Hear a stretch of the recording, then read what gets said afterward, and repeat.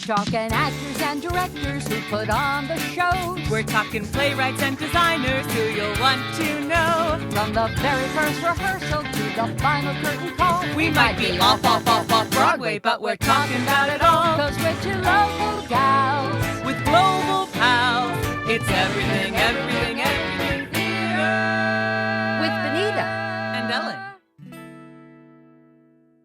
Hello, everyone, and welcome to the Everything Theater Podcast, the podcast where we talk about everything theater, and the world has just opened up in theater for performers in a whole different way, and I think probably in a way that folks were looking for. Hi, I'm Benita Zahn. I'm Ellen Cribbs. Yeah, and as Benita said, if you're like, where's our backstage episode? Don't worry, it's coming. But with the news from Actors Equity last week, we thought we need to do this episode right now. Yeah, and the big news is that basically anybody can get in if you've been paid for your performing. And we've got a great group of folks to have the conversation with. We've got Sue Caputo. She's an equity actress based in the Albany area, and she's also a liaison to equity. Maggie Mancinelli-Cahill, the producing artistic director, and everything else that goes into getting Capital Repertory Theatre up and running and as wonderful as it is. Tony Pallone, also an actor in the Capital Region and a reporter, and Jean-Remy Monnay, who is not equity, but he runs the Upstate Black Theater Troupe of Upstate New York. Got it in the right order. So we're going to start, Sue. We're going to put the spotlight on you first. How did we get here? Wow, that's a great question, Benita, but it's really, really exciting. This was all part of a diversity inclusion work group that started working even before the pandemic. And we recognize the fact that equity is a wonderful structure. Oh, and first of all, I have to do a disclaimer. I am speaking from my own personal experience as a delegate for Actors Equity representing the Eastern region. And hopefully I speak appropriately, but you can also look everything up online at the equity website. So before we even started with the Constitutional Convention that we had this past spring, there had already been a work group that was looking at the fact that equity was created in 1913. And in 1913, it served a tremendous purpose. And as we've changed throughout history, equity is still having trouble. It's like, I picture it like a house that was built in 1913 with all of the amenities of 1913, and fast forward to 2021, and that house needs a little bit of retrofitting. It needs to open itself up more. So a decision was made with the work group that what's the best way to do that? And we could continue to work from the inside, but I heard somebody mention in one of the council meetings that if you're talking about diversity and inclusion and you look around the room and the people you're talking about aren't there, there's a problem. So we needed to find out how to open up, get people in. And so this was a determination that was made by this work group that was supported very strongly by the delegates at the convention. So it got approved, it went to council, and there's going to be problems. This too shall be revealed, how it works out for open calls, how it works out for producers like Maggie and Remy. And but it's exciting because there is strength in numbers. It's an exciting time to be part of the union as we go through this process, and I'm looking forward to what's going to be on once we start having the voices in the room that we need to hear. Remy, when you heard the change that was being made, that you no longer had to toil perhaps forever and still not get into equity, that you might never accumulate enough points, because it sometimes seemed like the myth of Sisyphus rolling that rock up the hill. What was your initial reaction? Did this feel good to you in your role as a performer and director of color?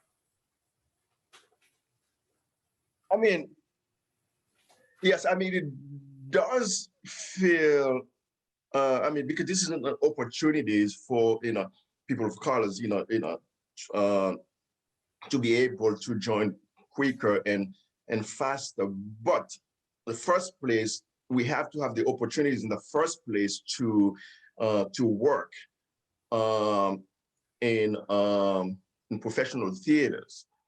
And as many people know, not only there weren't enough people of colors, to get work or to even have a chance to work, and except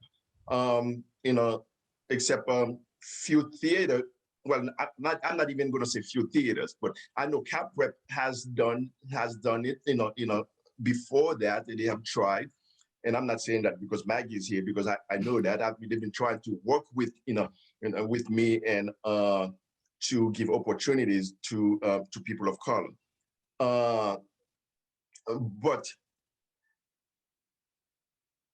But if you don't have the person of color hasn't worked, even to accumulate point, that was hard in the first place because they have to get work.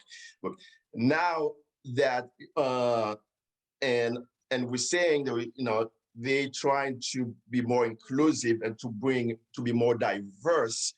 But the problem I have with that, I mean, I know Sue just explained, the problem I have with that, I mean, what took so long? And I'm saying this for even for any organization in the area or everywhere in the United States. And what took so long? Okay, it's been around, theater's been around, and the film industry, whether it's SAG, whether it's the equity, it's been around for, a million years. But it takes the movement, it takes the Black Lives Matter movement, it takes the George Floyd, it takes whatever it is, to whether you've been thinking about it or not. But why, nothing ever happened until this movement now, it takes something like that to make it happen for people of color. Okay, and I mean, that's what forced people to do it. But that's my only problem. Now, for people to get, buy parts, to get part, to accumulate point, or to even now have better opportunities now, because you don't have to, go through all that anymore as long as you work in a professional theater, even if it's once. But the problem now is we need to start working with them and give them a chance, give them an opportunity to even get that first job in the professional theater. And until then, I hear too many times people say, well, we have audition out there, but nobody comes out. Okay. First, nobody's going to come out if they are intimidated, if they know they're not going to get part, if they know that somebody's going to put them on stage to audition, and then and then they're gonna be afraid. They're gonna be scared. So you have to work with them. You have to help them, which is what I've been doing as Black Theater Troupe. Even I don't put people on stage to say, hey, we're doing this play. I'd like you to audition. Come audition for me, and then I put you on stage and I give you a monologue or read from the script. I can't do that because you, as a professional theater, even if you've been doing it for 30 years, you still suck at audition because it puts you up there. So, and then I'm going to get somebody who's never done it before or don't have much experience, and then tell you, put you in front of people to audition. So I usually don't that. I just sit down with you and get to know you, get you comfortable, sitting at the table. I'm saying all that for even if it's equity, organization and we'll even look at that, okay, and work with theater companies and help people of color because especially in places like upstate New York, okay, I'm not talking about New York City where it's more, there's a lot more of that, but it's a good thing that they're giving.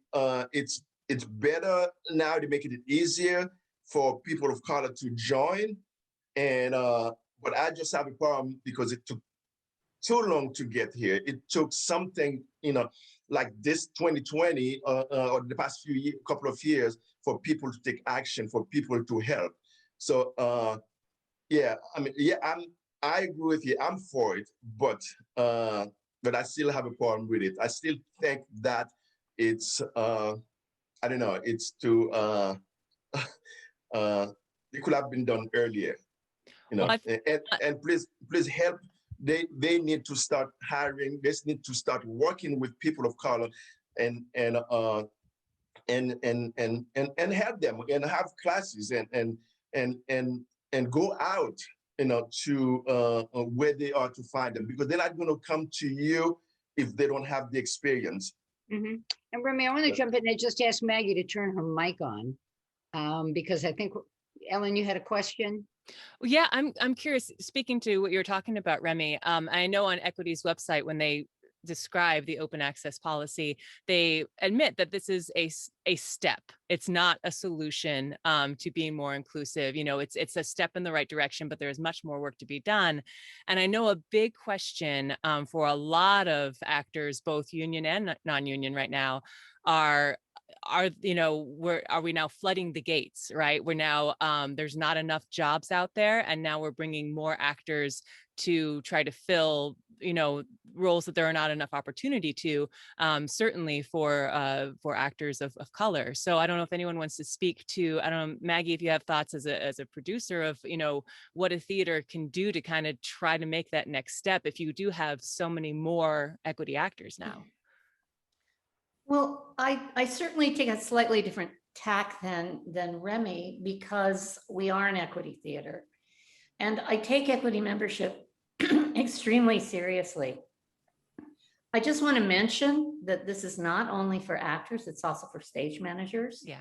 And I've talked to Tony Pallone a little bit about this, because I think that in the world of professional theater, a stage manager is a position that you must have, and it makes a difference between your world, your work world, and the performance world. It ensures that the performance somebody sees on opening night is the same performance with lights and sound and people saying the same words on closing night. I mean, that is a very, very important position. Look, this is what I want people to know. It's a serious decision to become equity. You know, as Remy is saying, that it may be a really scary thing for a person of color to walk into an equity audition. But it's even scarier if you don't know what equity is, to get involved without knowing what it is. I'm very, very committed to being a part of, anytime I can, of educating people about what equity is. Now, I want to start this by saying I'm a big equity booster. The money that we raise at Capital Rep goes to salaries. It goes to acting salaries. Almost $1 million a year goes to acting salaries and benefits. It's a huge commitment for a theater to be fully equity and to be working on an equity contract. And I take it seriously and with a lot of respect. Equity is also an organization that has made working conditions palatable for everyone who is a member and people who work in a professional theater that are not members. The idea of breaks, the idea of having to take time for meals, the idea of giving people time to get into their costumes, all of the things that we can kind of take for granted are all a part of an equity contract. What I like to say, and I'll use stage management as the example, and then I'll try not to take all this time, but you can't be an equity stage manager unless you're working in an equity theater. I mean, it's just one of those catch-22s, right? How do you know the rules of the game if you haven't worked in an equity theater? And chances are you're not going to come into an equity theater as a professional stage manager in the union. And so one of the things that Capital Rep has really prided itself on is our apprenticeship programs, particularly in production and particularly in stage management. Also, we've been very proud members of the EMC program, which helped actors get points. Now, I want to say to Benita, a couple of years ago, Equity took down the number of points an actor needed to be recognized as a full-fledged candidate for equity membership. And it went from something like 53, and then it went down to 40, and then it went down to 25. What that would mean for someone who was in musicals at Capital Rep is you would have to be in 3 musicals, and then you would be qualified on the point system to get your equity card. Someone like Ellen, I think, has a lot of points as an EMC, so now, that was made easier. And now this open door. Now, somebody said to me, do I think that this will increase diversity? I don't know. I always hope so. Somebody said to me, do we have a lot of diversity when we audition? And I always say, well, yes. And if we don't get enough, we keep auditioning. We always have had open auditions here in the Capital Region for non-pros and pros. And we've given a lot of equity cards to people. But I will not give an equity card to an actor before we talk about it. Because if you want to make a living as an actor full-time, you can't really only live in the Capital Region. You have to be willing to travel. You have to be willing to audition in places other than our area, because we have limited equity access. I look to Remy's company, and I hope that we can work together so that we can bring people into a Capital Rep production. But once you have that equity card, there's no going back to Kansas. You can't work on a non-equity stage without that company making a commitment to you on a contract. And so, yes, we need to take it seriously. The last thing I want to say is, somebody said to me, do you think there will be more jobs as a result of this? And my answer is no. Do I think there will be more diverse jobs? Yes. Because I think White American, WeCU White American Theater has had a significant impact throughout regional theaters, and I can talk about personally. And I think programming has changed, and I think there will be a lot more diverse casting of every kind. Gender identity, racial, ethnic, you name it, that whole inclusion of people who aren't like many people who run equity theaters like me. They look different, they act different, they have different values. Those are the people we actually want on our stages, so that we have those people in our audience. So right now, my biggest thing is to say, no, I don't think I will have more equity contracts, but more equity contracts may be more diverse because of the way we'll think about the programming that we do, and how we cast our plays. So it's a serious thing. And I want people, before they become a member of the union, to know what the union provides and to know how serious it is. You can't hop, skip, and jump in and out of equity. Guess what? That doesn't work. And Tony Pallone has a great story about that, in fact. But I think it's a seminal moment, an opportunity for us to say, come on in. And I think right now in our culture, that's a very good thing. Maggie, I think, to go back to one thing, I think Benita asked you think there will be more job? I know, or maybe you just said it. I think you can have more jobs, and if you continue, you have more. I'm saying you, not you specifically, any equity theater, professional theater.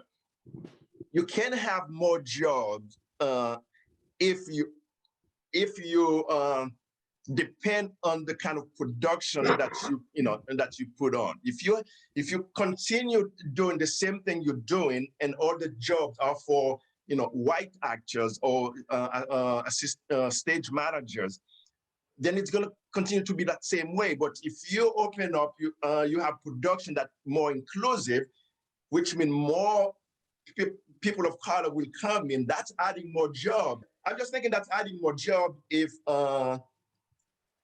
there's more opportunities for other people other than white actors or stage managers. And by doing that, but it's not going to be, but if there aren't enough training. I know you're doing that, Maggie. You have training, and I've seen some of the programs with practice and stuff for people of color. I'm talking in general.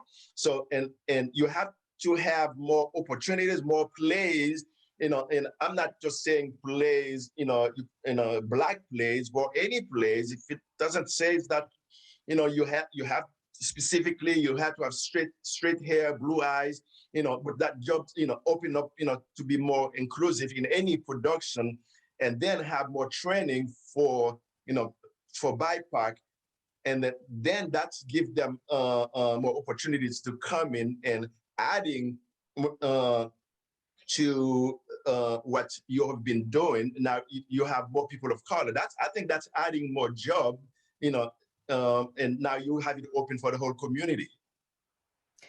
Okay, what I meant by that, and I'm going to agree with you, because I thought that's what I said. So I just want to make sure that I said Right. that I think our programming will be more diverse. And Right. so there will be greater opportunities for BIPOC and Right. Right. a lot of gender specific, maybe physically challenged actors, that kind of, our programming is going to change. The number of equity contracts I am able to budget in a year will not change. All right, that's what I'm talking about. Now, I don't know, Remy, for you, if you have an equity actor on your stage, you have to work it out to have a contract with that actor. Let me ask you something. Do you see your company as having a mechanism for having more equity actors in your plays? We're not in the equity theater, but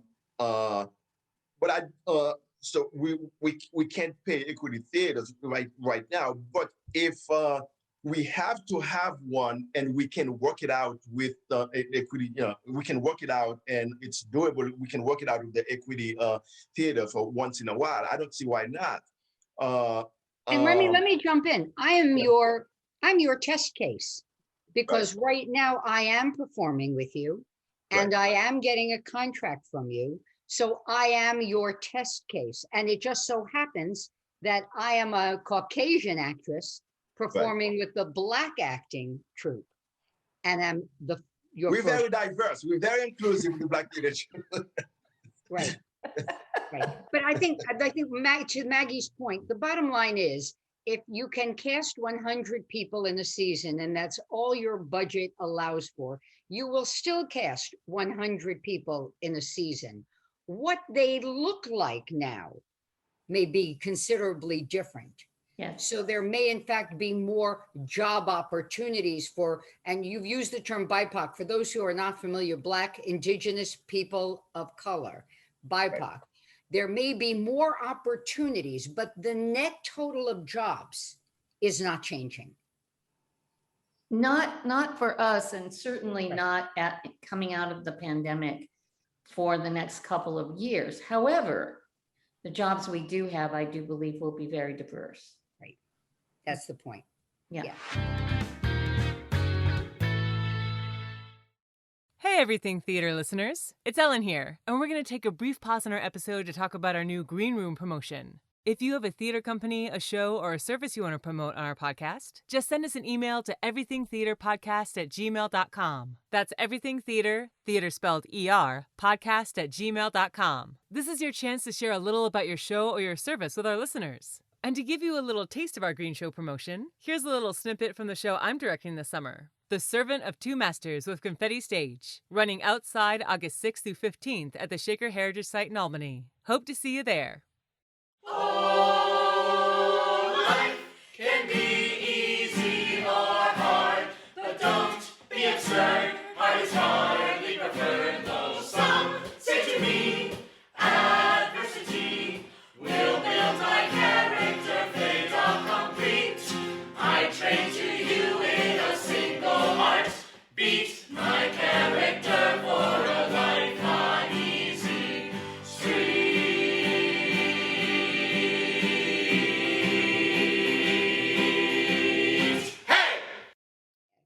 Tony, you've been sitting there quiet, so quiet, your microphone, you turned it off. You haven't, there you go. Just in case And I I had know to clear you're my throat or something. a performer, an observer, a reporter, and you've been sitting in on the conversation. Good Which I bit. appreciate being invited. Thank you. So your thoughts? So, I mean, I think one of the things here that's kind of the elephant in the room that we haven't really addressed head on is that, you know, Remy had said, you know, why did it take so long?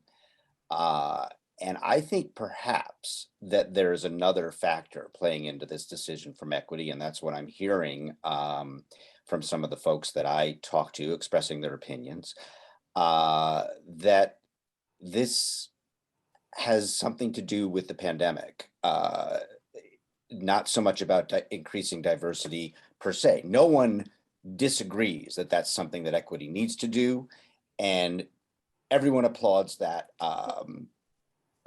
thought that that's what we need to do, and this is one way to begin, as I think Ellen said, to begin that conversation, to begin that change. However, it seems to me that we've just come through a long and difficult period in which work was all but unavailable, basically non-existent, especially at the professional level. And that this is perhaps another factor in this decision. And I would love for Sue to speak to this as well, thoughts about this, is that this is a way to bring back some of the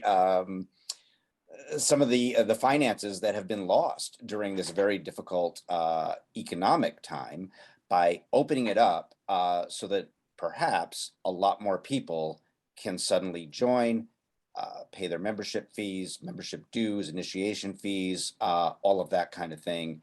And, you know, I've even heard people, I'm not using this word, this phrase myself, but I've even heard people refer to this as a quote, money grab. So, which has really nothing to do with increasing diversity. But let me say again, that no one disagrees that that's important. And everyone says, yes, let's do that. But what about the elephant in the room? Is this also a money grab? Tony, yes, I've heard that as well. I've heard that. I've seen it on Facebook, and I've heard people say that as well. Honestly, personally, I don't think so, because the staff at Equity has been so strapped and pulled back during the pandemic that they're doing everything they can to even keep up with the work as it is right now and calling people back. I honestly don't think that if it were truly a money grab that they would be doing this, because they are now going to be answering 1 million telephone calls, 1 million emails, and they're going to have to be processing all of these applications. And so timing, if it were a money grab, I would honestly think it wouldn't be right now. Because I had to send emails to them. I got responses on both yesterday, Saturday at 4 p.m., Saturday at 10 p.m. I mean, the people that are working there are working 24 hours right now. So I honestly don't think it's a money grab. I really think it was put in place before the Constitutional Convention, like I mentioned. It came out of this work group, which is headed by this gentleman, Bear Bellinger, I think is his name. And he's very smart. He's heading up this group, and he's honestly putting forth what he feels are the best measures to take. And Bliss Griffin is the staff member who is assisting the volunteer work group that's putting this out there. So I think more like what Remy said, it's the response that needed to happen. Unfortunately, it was the murder of George Floyd. It was the Black Lives Matter movement. That is really what this is a call to arms about. You know, I just want to add something to all this. I'm a union member in 2 places. I'm a very proud member of Equity, and I really did give it great thought, because when you join, then I'm not doing community productions anymore. But I'm also a member of the union I belong to. My long time was day job. I'm a member of a union that covers people in broadcasting. Yes. And you don't have to jump through hoops to get in. you get a job and you're in. Now Yes. you can choose not to be, but you're still going to pay the dues because you are covered by the protections of that union. Correct. So to me, in many ways, equity, SAG, speak to an effort to keep people out, not to embrace people in. That's It should interesting. be It's any performer who's going to get paid should be allowed to join a union if you so Exactly. choose, and the protections that they afford. provide. Correct. Benita, I'm so glad that you mentioned that because that has been my stickly wicket through this whole process. Because we live in upstate New York, I've worked for New York State. I'm a member of UUP. You know, I've been a member of CSEA. I'm a member of PEF. You know, I've been in basically the membership in the union was a choice you made when you got the job. So that was my question throughout this whole process of why is this different? Like if you have an item, you get the membership in the union. And so a wonderful member, I asked that question and out, you know, on Zoom and not on Zoom, on Facebook. And I got an answer from Katrina Michaels, who is a wonderful delegate.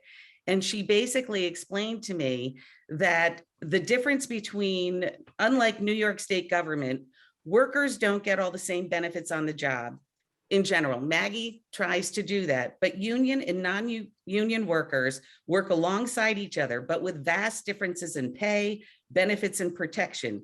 So when our predominantly cis male, white, non-disabled employers working within this model get the sole choice on who is going to get the higher paid, more protected card and access to the union itself, that choice is infused with their biases and can lead to marginalized communities being repeatedly exploited and having wage gaps.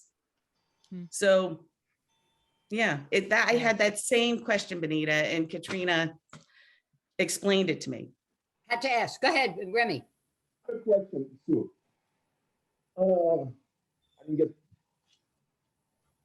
We have, because I hear that a lot for years, and whether the young or old, and their dream was always to be, you know, I mean, especially the young people, always to be, you know, on Broadway.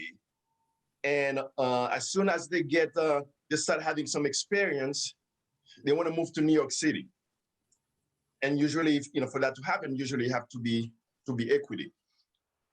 So now we have those actors. Now they start working, for example, with the Black Theater Troupe, and then now they haven't even have a chance to have a really great resume and under the belt, and then suddenly they work at Cap Rep. One job, they only had a few, you know, performances. And then now they have a chance to be equity. Now without thinking, not knowing what's gonna happen after that, not knowing they cannot go back to community theater. And then now they're equity, and then now they're stuck there. They can't work with the Black Theater Troupe anymore or some other places. I mean, I know what Tony said earlier, it's a money grab. I kind of still agree about that a little bit because you're not thinking about those people because you want them to come coming to you and not telling them or give them any kind of training that let them know. I know, you know, you want to get there. You only have to work on, you know, on one show in a professional theater, but you cannot go back. Now those actors paid whatever the $2,500, whatever the fee is. They got their card, and then now they think now they made it, but not knowing that, oh, you know, you can't come back to work with the Black Theater Troupe anymore or community theater, period. So what do you do with those new people who had these big dreams, you know, and all they had to do is to get to one show in a professional theater, and then they just started, and then now they can't even enjoy it at being, you know, performing for the local community theater. So what do you do for those new actors, not just, you know, people with experience who know what they're getting into, you know, but for those new people who have no idea. And I mean, I know they say, well, it's in the contract, you have to read the 500 pages, but most, especially if they knew they're not going to read that. Okay, so So what do you do for those people? What do you suggest for those people? I mean, you know what I'm saying? Because once they get in, they can, you know, I see Tony looking, I see the eyebrow going. Oh, sorry. Yeah. No, One thing was that's I the was putting signal. something It's on like another. Tony, that's like when you're at at an auction and you lift the paddle, you know. yeah. Yes. Now you understand my questions, right? Yeah, but Remy, I'm just going to just say, why is that my responsibility? You're a person of anyone has in autonomy, Right. and we make decisions for ourselves. And I'm going to play devil's advocate here. We make decisions for ourselves. So is it my responsibility or your responsibility to be responsible for somebody else? Don't they need to take the responsibility for themselves? Right, I totally understand. I was focusing on the new, you know, actors who probably don't know what they're getting into. Who probably. But shouldn't they ask? What? Aren't they? Don't they have? Shouldn't they be asking? If you're going to buy a car, you do your research. Yeah, right. I do want to put Tony, my paddle yeah. up since my auction paddle, if I may, because Maggie alluded to this earlier, saying that Tony Pallone has a story about this, which is true. And I probably wouldn't bring this up if she hadn't said Tony Pallone has a story about this. It was Maggie who gave me my equity card, and one of the things that she said to me, as she said, excuse me, she always has a talk with people, and she definitely sat me down and had a really good talk with me. And one of the things she said was the only way that you can work again in a non-equity theater once you take your equity card is with a guest artist contract, or you can take a leave of absence from equity. Now, you can't just go back and forth taking a bunch of different leave of absence, but if you decide, for instance, that you really need to get some more experience, like say on the musical theater stage, because that's not something that I have a lot of experience on, you could take a leave of absence and then come back. Well, that sounded really promising to me. Sue was shaking her head no. Right. The back of the card says you can't. I looked into that with equity and was told that no, that's not something that's the case. I even said, well, maybe it's something that was the case at one point, but it's not. And the guy was like, well, I've been around for a long time, and I don't remember that ever having been the case in my 20, 30 years or whatever it was. And Maggie was actually kind of surprised to hear that, although she told me yesterday when I interviewed her for the story that I'm writing, that she did know of somebody on some kind of a leave of absence, maybe even a couple people. So I wondered if it all depends on who you talk to over at Equity. But the bottom line is, just like this policy itself, I think that there were some people that saw this and said, oh, okay, so if you work in an equity, if you've ever worked in an equity theater, now you don't have to collect a bunch of points, you can just join. And you could read that language and say, oh yeah, that's what it says. But if you look a little closer, It's anywhere. Connie just froze. How he had put it, if you've been working on oops, am I back? You're Now back. So you said I'm if you read a little closer. If you read a little closer, and I was thinking, Sue, you mentioned this, if we have that right, Bear Bellinger, he had put that out there, if you've been working on a cruise ship, if you've been, doing some non-equity work, come on in. So in fact, that it's not just professional theater opportunities that are going to allow you the access, but literally, if you've been paid as an actor, you can come in. And I just want to bring up one other thing about that, if I may, which is, Sue, I think you made me think about this. And I think some of your points about why it's not a money grab and why we really do need to increase the access, I think are spot on, actually. You've given me some things to think about. I think one of the things that's really important here is that over time, you made me think about it when you talked about at the New York State, the very two different ways people are treated that have a union, non-union. Over time, there's become, I think, a sort of a feeling about having an equity card, a certain pride about having an equity card, that you are part of this sort of exclusive club. And I think, I mean, I can't speak for other people, but I think I've embraced that. You know, I'll admit it. Getting my equity card was like, wow, now I'm in a sort of a different league. I'm in a professional league that I wasn't in before. I don't think I'm alone in feeling that way. And maybe that was never intentional of equity. Maybe this is something we need to make amends to and put that in the past, because I do think right now there's some resentment among people who are like, I had to do years of collecting points, going to auditions, trying to get seen, and now suddenly this person over here, regardless of, you know, how they identify, but this person over here who maybe, you know, did some work at a paying theater, a non-equity paying theater, can now join and have the same status as I have, who worked for this for many years before I was able to say that I'm equity. I don't know if there's a question there, but No, but you know, Tony, it may very well be that that was, if not overt, covert part of equity, was to be the exclusive club. It may very well be. I don't know.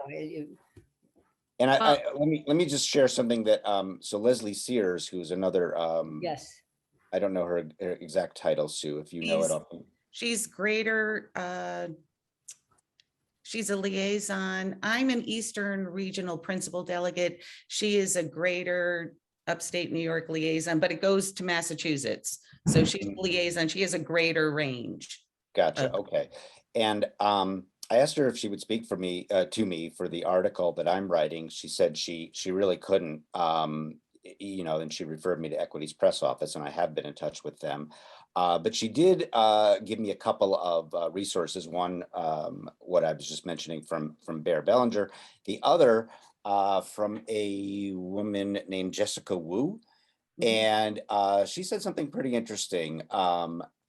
She says that, you know, because she had experience, she's an Asian American dancer, I believe, and she got her equity card very young and had experience being like the only Asian in the room, feeling sometimes tokenized, and feeling as though, you know, why aren't there all, you know, everybody else who's just as talented as I am? Why am I here and they can't be here? And I think she's very much in support of the open access policy, at least how I'm reading it.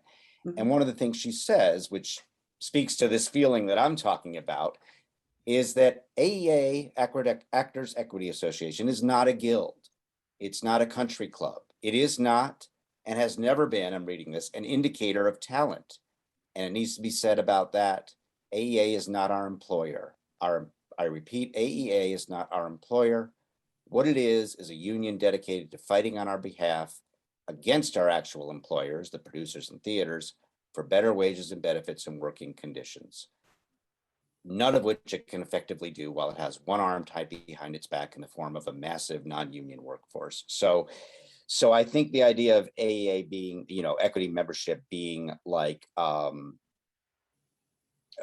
of an elite group, again, I'm admitting it. I'm a white equity actor, a cisgender male, and I've embraced that idea about being, you know, part of an elite group. And I'm also admitting that maybe it's time for that to change. Well, I'm kind of just to hop in here because I'm in a position of many people right now of I have worked in professional theater. I could join Equity tomorrow if I wanted to. Now that's something I've been collecting points for a long time, and I had no intention of joining Equity even before this happened. I still don't in the near future have any plans to join Equity for my own reasons that Maggie spoke to.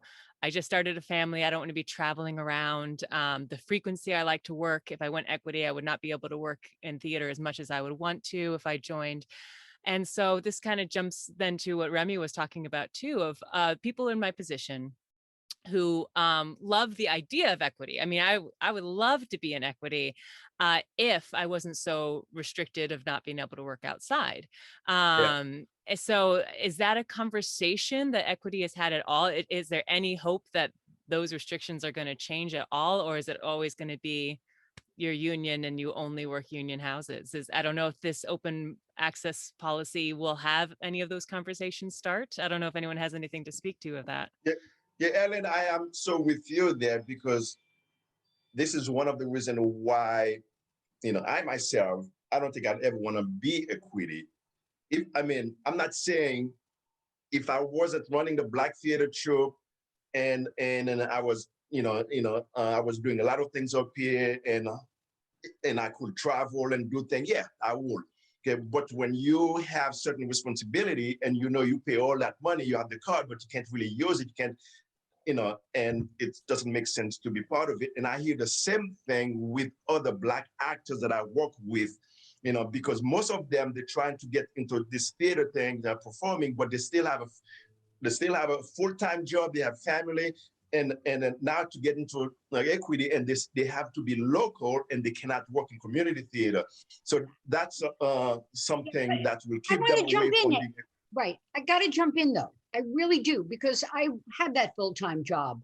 So I was mostly held to this area. And yet because, and Sue can talk to this, because a company can write a guest contract, you can perform. I'm probably locally. Yes. If they want to travel, you want to do more. But I guess what I'm there's saying, only one professional theater around here. So that, yeah. well, yes and no. Park Playhouse offers equity contracts. We have being the president of the board, I know this, but right now we've limited because of COVID, and clearly, like every other theater, we've been, got hit financially.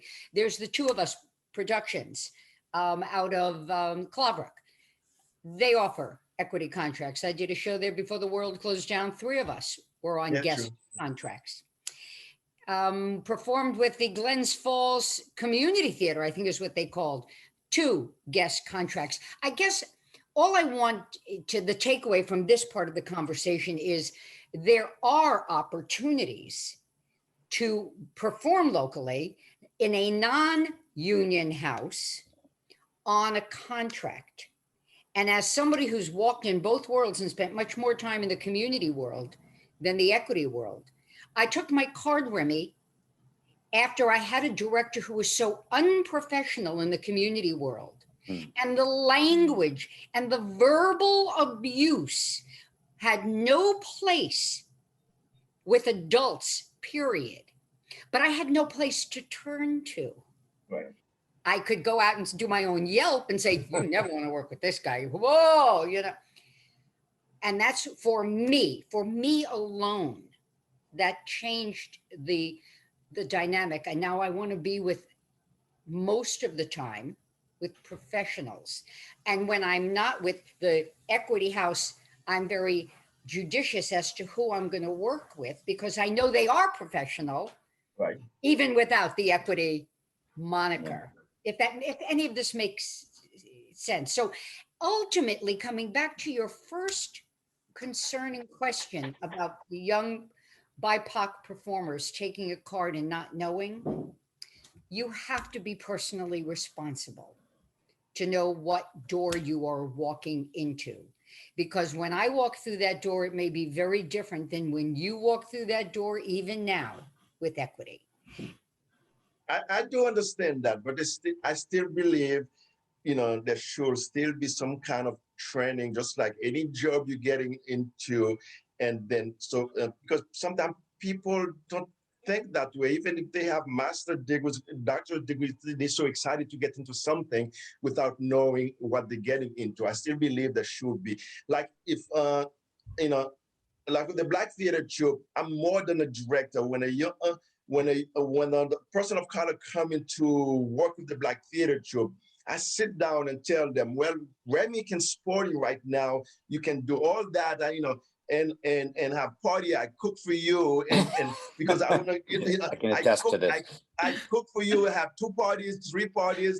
Invite you to my house, and give you everything you need, but I also let them know, don't expect that when you go out there to the theater company, okay? And then, because I've worked in certain theaters, I'm not gonna say where backstage I was getting a migraine, and then I went in the kitchen and said, "Can I have a bottle of water?"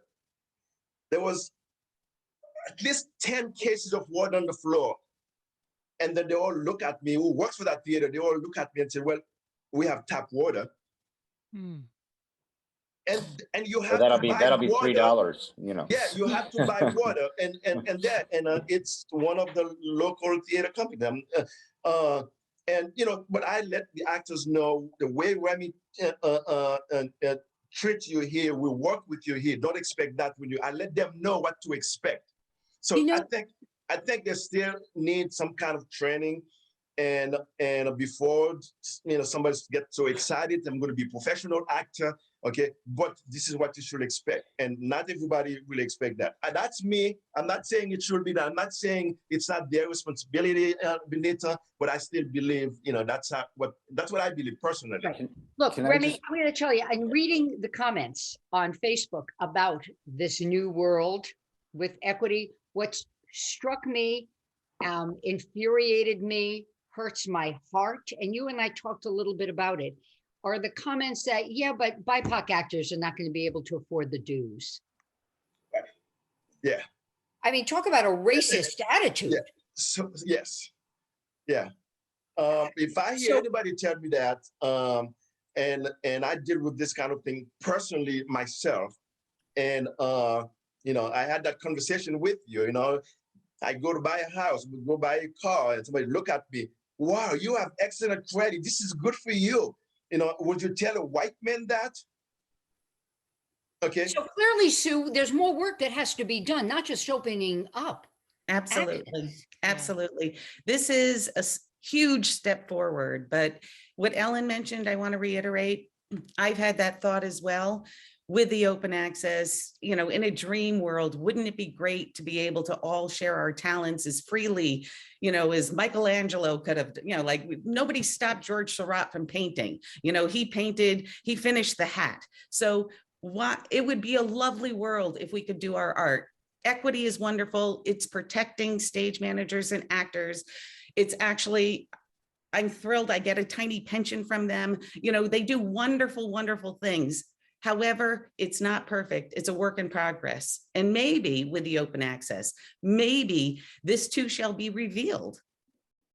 No, Sue, I'm a little curious because I tried to find this answer for myself, and maybe I've always had a misunderstanding of this, but I thought as an EMC, which for our listeners, there's equity membership candidate, I would collect points. And it used to be when I joined, you needed 50, I believe, to join. And then they changed it to 25. I could make the option to join. And my understanding, because when they changed it, they said, if you get to 25, you can either become equity or you can pay another, fee to continue collecting points until you get to 50, with my understanding that when you hit 50, you then had to join equity. Now first of all, I don't know if that was correct, and with this open policy, does that mean that points mean nothing now and I can continue working in union houses and not have to join equity? Do we know those answers yet? That's one of those details that somebody in your position would have. And I honestly don't know the answer, but it's a great question. And it may now be just you join when you want to because you've already done the work. Mm-hmm. But I think it should be pointed out, I think it's important to say that this, and Sue, please correct me if I'm wrong about this, but this policy is being put out there for 2 years. Correct. Right? So after 2 years, there's going to be something else in place. So I would say, if I could give advice to anybody who's an EMC, which I think, Remy was talking about the need for a training program. It still exists. It's still there. I think it's very valuable. I saw an EMC who posted about, should he get his card now that he can? And ultimately, I think deciding to stay an EMC and just get more experience before you make that leap, even though you can, doesn't necessarily mean you should. Yeah. And Tony, as you're breathing there, I think, but to Remy's point, the training he's talking about is broader than that. And I don't need to put words into Remy's mouth because he's so eloquent. But to Remy's point, and Sue, as equity goes forward, should there be / shouldn't there be some way to be 360 explaining to new or potentially new members, and to Remy's point, particularly in the BIPOC community, of what this really means? There were, in addition to this particular amendment to the Constitution, there were others that included education. I'm not on the work group, but it has been spoken about that it's a necessary part. And there is, I do want to tell you guys, for equity members, on the 28th at 4 p.m., there's a diversity and inclusion retrofit meeting that you can apply for. I was going to ask equity, but I didn't have the ability. Wouldn't it be great if that were open to everybody? But it's probably, too late now to do that. But I mean, that would be a perfect thing for Remy to attend.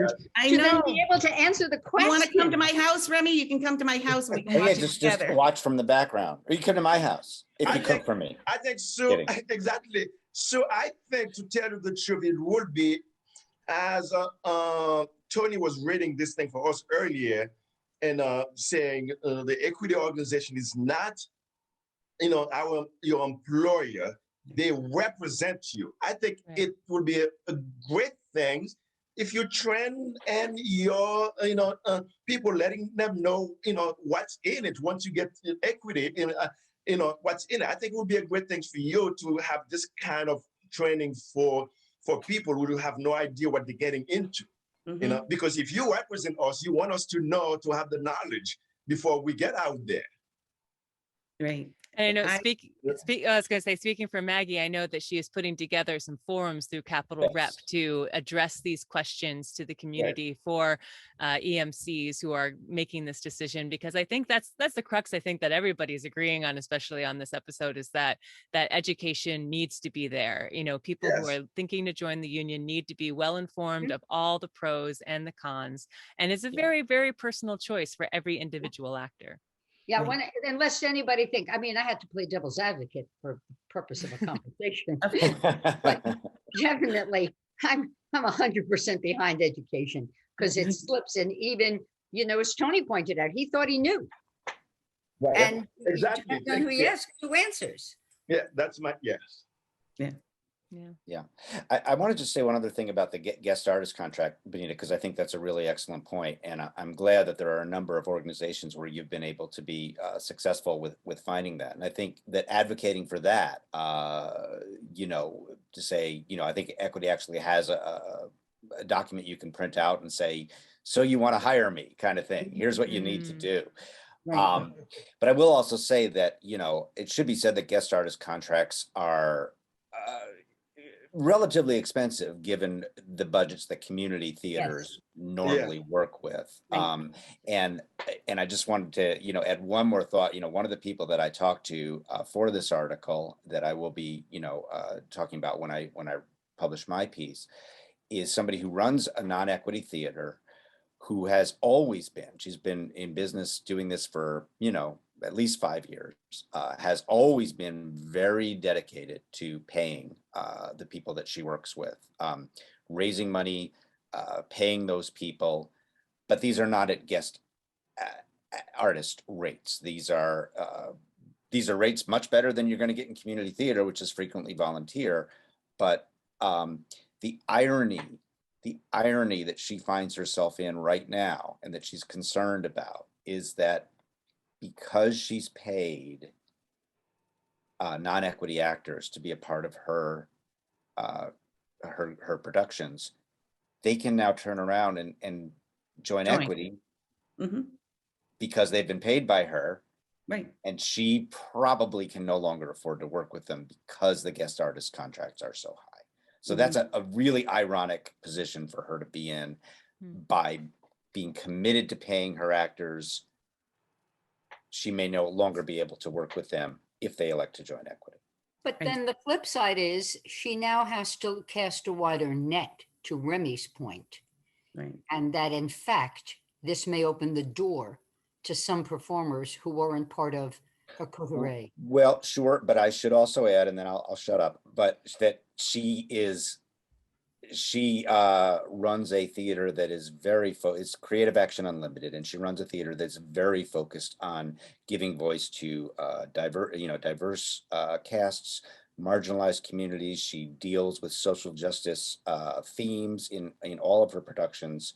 So it's sort of extra ironic in a way, because that's exactly who she's focused on and always has been with her work. Well, hopefully a rising tide lifts all boats, and Creative Action will be able to get grant funding, to be able to pay, that's a good point. Cast a wider net that chose not to join equity. But yeah. I hear you. He's been very successful getting grants, so I think that's a very good point. Get those grants toward guest artist contracts. Yeah, and special appearance contracts too. So, but point out the other thing about that is you get paid, but you're not getting the breaks. Nobody's sitting there with a stopwatch when you're on a guest artist saying, okay, you've been on stage now for, I don't even know the time anymore. You've got to go take a 10-minute break. Right. If you don't have an equity stage manager, that's right. Yeah. Right. I made Maggie laugh yesterday when I was interviewing her and telling her about something that I was involved in recently that I could be, because it's not a stage production, and the director said, "Okay, we're going to take a 4-minute break." And she said, "This would never be allowed. Get a sip of water. Get a sip of water. I have to have a cigarette. I'll be back." Not me, but her. At least I got one better. I said 5 minutes. That's better than 4. He does. I have to say, Remy, my hat is off to you, and not only for running such a great rehearsal and troupe, and the heart that you bring to all your performers, and your forward thinking in trying to ensure that they have opportunity and are empowered. And that's really the key here, is if you know you're empowered. And what is it? You've got to know the rules so you know how to break them. But in this case, you know how to live with them and make them work for you. So hats off. And could I say something to wrap up? I just want to say that this conversation is so critical to have with groups of actors and stage managers, people who are really love theater, who might want to take a next step, who might, decide this is not the time for me. I can see now that might be a better time for me. And when the road comes, they'll know what's going on. So I did just want to say that I hope I can come back when I'm working with a couple of members of Equity right now to see if we can do a couple of forums at the theater so that we can open it up, because this conversation that Remy is having, that Benita, that Tony, that Sue, and you, Ellen, this is such an important conversation. And, there's a lot of facets to it, right? But when we come out of the pandemic, we will not go back to being normal. We will have a new normal. Theater is going to look different. And it's an exciting time to be a part of that. And I would like to be part of helping people to see their way to have very vibrant lives that include theater on any stage. So with that, I gotta go. Thank you very much for inviting me, guys. Thanks, it's Maggie. so great to see you. Maggie. I just saw Remy's production of Ain't Misbehaving in the Park last night, and it was so wonderful. And it was a celebration of the cast and the audience and seeing friends and having a great time with Fatsuala. I just want to say thank you, Remy, for that. And I'll see you soon. I'll see you soon at the Rep. And on that note, unfortunately, we're out of time, but oh my goodness, this has been such an amazing conversation. Listeners, please, post on our Facebook, send us an email, let us know your thoughts on this whole thing, because I'm sure this is a conversation that will continue for quite some time as we all, find our way through all these new changes that have come this year, which are all exciting and different. So thank you, Sue. Thank you, Tony. Thank you, Remy. Thank you, Maggie. I'm Ellen Cribbs. And I'm Benita Zahn, and we'll look for you again next time for Everything Theater. And before we go, here's one more green room promotion for the Servant of Two Masters of Confetti Stage, running outside August 6th through 15th at the Shaker Heritage Society in Albany. See you there. What is this? A letter to Beatrice Rasponi in Venice. Did you find the letter of my comrade's master? Who is this comrade of yours who gives you such a task? He's just another servant. His name is Pasquale. Who is his master? I don't know. If he asked you to find his master's letters, he must have given you his master's name. Of course he did. So what name did he say? I don't remember. What? He wrote it down on a piece of paper. And where is that paper? I threw it away. Why? Because I don't know how to read. Where does your friend live? I don't know. What do you mean you don't know? How will you be able to give him the letter then? He told me we'll meet in the square. What time? I don't know. If you don't know, how will you know when to go to the square? He said he'd tell me. How is he going to tell you? He said he'd write me a letter. But you don't know how to read. He's not a very good friend. And don't forget, if you want a green room promotion, send us an email at everythingtheaterpodcast@gmail.com. Everything Theater, spelled ER, podcast@gmail.com. And we'll send you all the details. Until next time.